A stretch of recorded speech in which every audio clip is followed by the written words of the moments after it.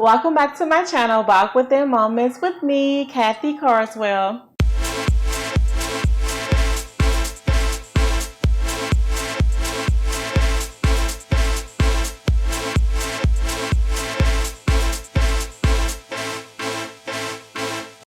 Now today I'm going to be talking about the very beginning, which is me being adopted.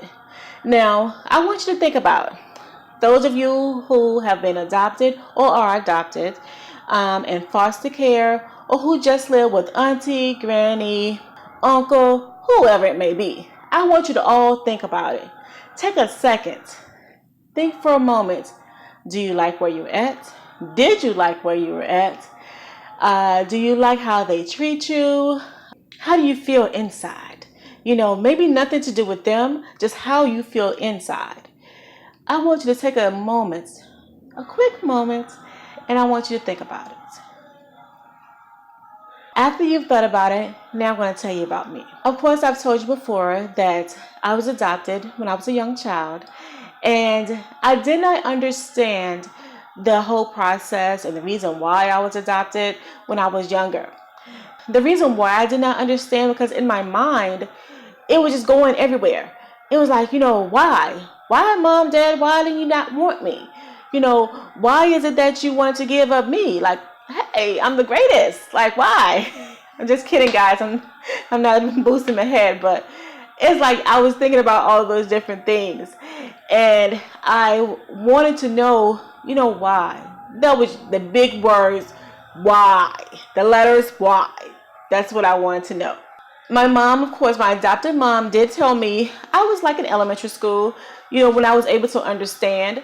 She told me that I was adopted. She told me that my biological mother and her were friends, as well as my biological father. They were all friends, and they were in the same neighborhood.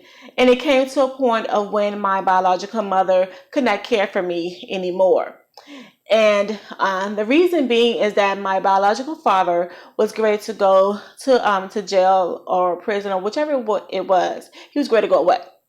And she didn't have all the means to be able to take care of me. So she asked my adopted mother if she would care for me. Now, pause one more time. Do you understand the guts it had to take for another woman to ask another woman, can you take care of my child? I cannot even imagine me asking one of my friends or even a family member to take care of my beautiful daughter. I cannot imagine me asking someone that. But my mom did. And I can only say that it was the best thing that she could have asked. Out of all the things, that was the best question. Unpause.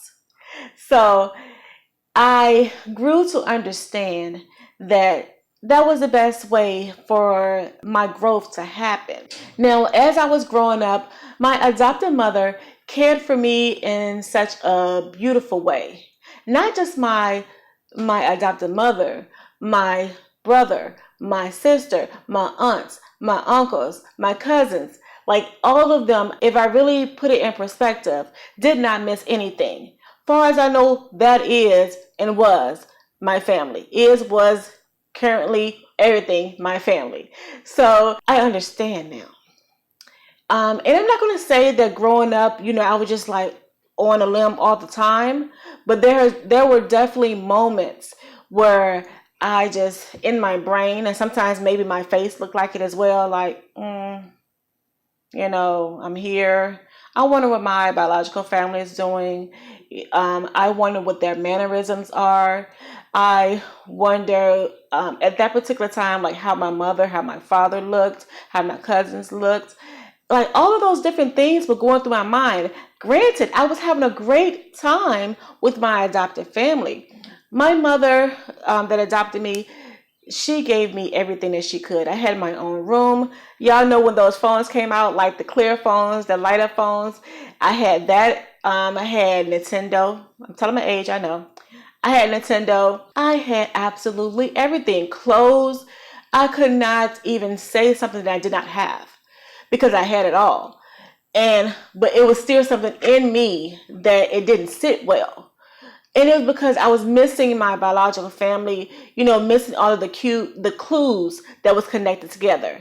Like, for example, for those of you that live with your biological family, you're able to look at your mother, your father, cousin so and so, auntie so and say, "Yep, that's why I act like this. Yes, that's what I get that from." Or if your mother cleans a certain kind of way, or say a certain phrase, it's like that's where I got that from. Yep. And I could not relate to that at that particular time. So as of now, and what helped me to say, okay, that is just what your mom had to do, my biological mom had to do, is that I truly believe after I had my daughter, I had a different relationship with my adopted mom. That now she was able to see me as a mother, and we were able to connect, a little bit differently. And so I then understood that when it comes to caring for someone, you want the best for them. And my mother and father could not give me the best at that particular time. And so they did the next best thing was to ask a friend of theirs. Now, again, I would say, me, myself, I cannot even imagine doing that, but it takes a lot of guts. It takes a lot of, baby, we need to talk and we need to have a serious conversation type of thing. And I can only congratulate my mom for doing that, because I can say now that I have enjoyed my childhood. Even the parts that I did not like, I can say that she gave me the best.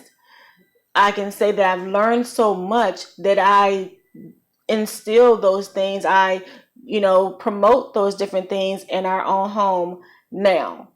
The way I act or the way I do different things, I know that it comes from my adopted family. Of course, some things come from the bloodline that maybe I can't attach it to this, but it comes from there as well. I know that. However, I'm able to take a step back and look at it a little bit deeper, besides looking at why you did this, why you did that, and understand that it had to be. It had to be. It was already written that it was going to be that way, okay? So I had to grow up and learn from that and actually value my adopted mom. I had to value her. I had to value my cousins, my aunties, uncles. I had to value them because they gave me life. Let me tell you, they took care of me. They gave me what my biological parents and family could not give me. And so I honor them, I respect them, and I can only give thanks to them. My adopted mom, she did pass away. She transitioned in an accident that we were in. It was June the 4th, 2017. And my mom, the day before the accident, my mom and I, we prayed together. I said, "Mom, I appreciate you, and I appreciate everything that you've ever done, for me. And I've always wanted to give you something. I've always wanted to give her like a monetary thing, but I've been, growing myself, getting married and things of that nature, and so I didn't have necessarily the monetary things to give her. Of course, I given her presents, but I really wanted like that thing that was like, here you go, Mom, thank you."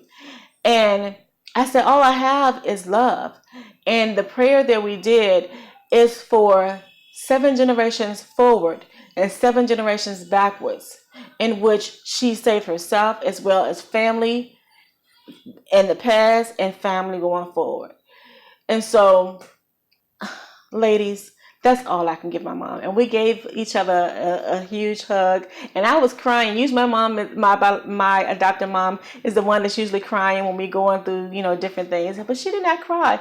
She said, "You know what? I love you and you love me. And that's all there is." She said, "I did what I did because of love." And I was like, wow. And I was just boo-hooing, crying. That ugly cry. That one. That I was just so like happy. It was happy tears. And she gave me a big hug. And then the next day, it was the day of the accident. We looked at the story of Job, and we looked at it like 3 different times. 3 different ministers were talking about Job. And I said, okay. And it was a beautiful moment. And then we headed on. We was going to Virginia Beach area and was picking up my mother-in-law. And before then, we were going to a great friend of ours home and spending some time with them and their family. And my SUV, the tire had exploded. And so my mom did not make it. She did transition from the accident, and my husband became paralyzed. And the rest of us, it was 6 of us all together, were just hurt. And I can say that from me looking at the story of Job, listening to the story of Job, it helped me to say that only God, only the Creator, Allah, whatever name you want to put in there, Yah, come on, we can roll. Whatever name you want to put in there, put it. Only the Creator can take your life. It doesn't matter if someone shoots you. It doesn't matter if it's an accident. It doesn't matter if it's a stab. It doesn't matter if you're even trying to take your own life. God is in control, literally. Yes, we have this of yes and no, do, don't. We have the will to be able to make choices. However, God is in control. So God is the only one that can take your life. When you're transitioning to the other side. So I listened to the story of Job, helped me to appreciate that. And so I appreciate my mom, and I did not take it as a negative point, or, I did cry, of course. I was, if you will, I don't know if it's sad, the right word, but kind of like, wow, my mom is not here anymore. And I felt it in a certain kind of way. But on the other side, my inner was like a joyful moment. Like, she doesn't have to be in pain anymore. She doesn't have to be just sitting here just to be sitting here, because she was done. She had did everything that she wanted to do.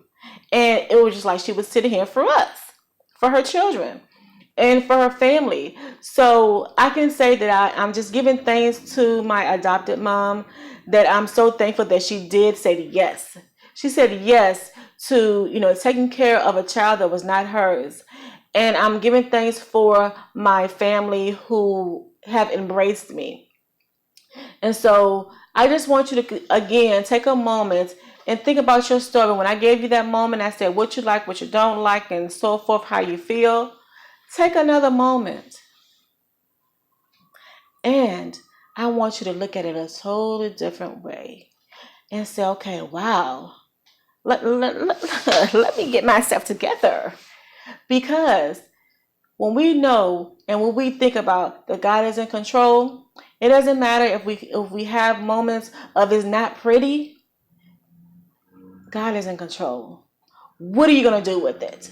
Are you gonna mope along and, oh, woe it's me, blah blah blah?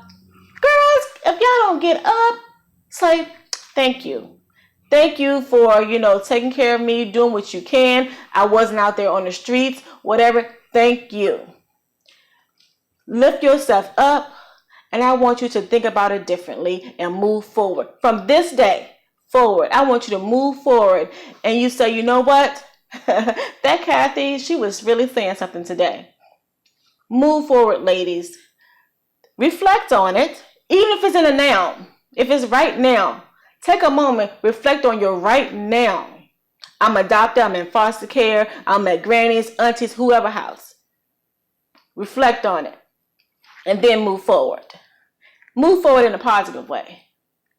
This is our Walk With Them moment on today. I want to say thank you for stopping by, and I also want to tell you to come back next Wednesday. See you then. Bye-bye.